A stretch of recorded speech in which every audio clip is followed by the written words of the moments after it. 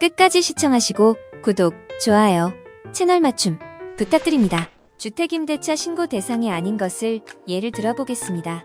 경기도가 아닌 도에 관할의 군지역은 임대차 계약의 신고 대상이 아닙니다. 예를 들면 경기도 가평군 경반리는 경기도의 군지역이므로 신고 대상이고요.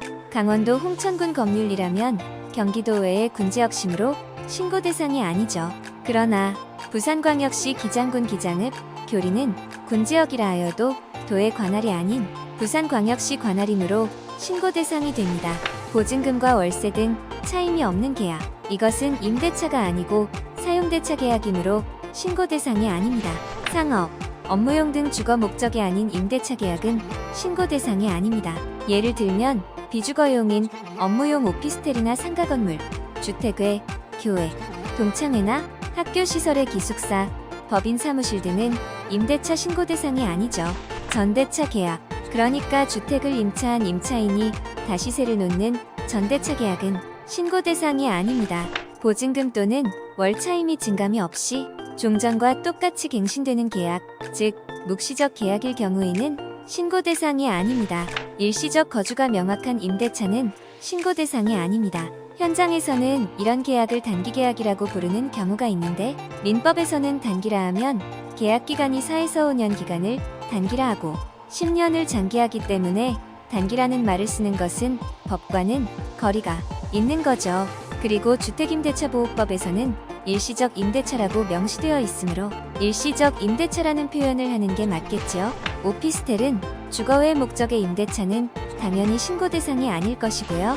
학교시설의 기숙사는 신고 대상이 아니지만 학교시설이 아닌 기숙사는 신고 대상이 되죠. 그리고 21년 6월 1일 이전에 계약이 체결된 임대차는 신고 대상이 아닙니다. 그러나 그 후에 갱신이 되어 보증금이든 월차임이든 변경이 되었다면 당연히 신고 대상이 됩니다. 계약이 해지되는 경우와 계약이 해제되는 경우가 있습니다. 계약의 해지는 계약 후에 잔금을 하고 입주하여 계약 기간이 시작되고 있는 상태에서 계약이 만료되거나 중도에 취소되는 경우인데요. 이때에는 신고 대상이 아니지만 임대차 계약을 했는데 계약 기간 전에 계약이 취소되거나 무효가 되는 경우에는 신고 대상이 된다는 것입니다. 임대인이 되는 경우는 건물의 소유자, 건물을 매도하면서 임대차 계약서를 쓴 매도인, 건물을 매수하면서 임대차 계약서를 쓴 매수자, 건물을 분양받은 상태에서 사용 승인 전에 임대차 계약을 쓴 임대인, 또 입주자 등 건물의 소유자로서의 권리가 있는 자로서 임대차 계약을 쓴 사람이 임대인이 될 것입니다. 신고하여야 하는 지역은 먼저 설명드린 것처럼 경기도 외에 도, 관할 군지역을 제외한 전 지역이 해당이 되고요. 임대차 금액으로 보증금이 6천만 원이 초과하거나 아니면 월차임이 30만 원을 초과하는 경우에 임대차 계약 신고 대상이 됩니다. 신고기한에 대하여 알아보겠습니다. 신고기한은 2021년 6월 1일 이후 체결한 주택임대차로 계약 체결일로부터 30일 이내에 신고를 하여야 합니다. 신고기한은 계약서를 작성한 경우와 계약서를 작성하지 않은 경우로 둘로 나눌 수가 있는데요. 계약서를 작성한 경우에는 다시 계약서와 가계약금이나 계약금 등을 동시에 지급한 경우에는 계약서 작성일로부터 30일 이내에 신고를 하여야 하고 계약서는 아직 작성하지 않았는데 가계약금이나 계약금 등이 지급되었다면 그 지급일을 계약 체결일로 보아 30일 이내에 신고를 하여야 하죠.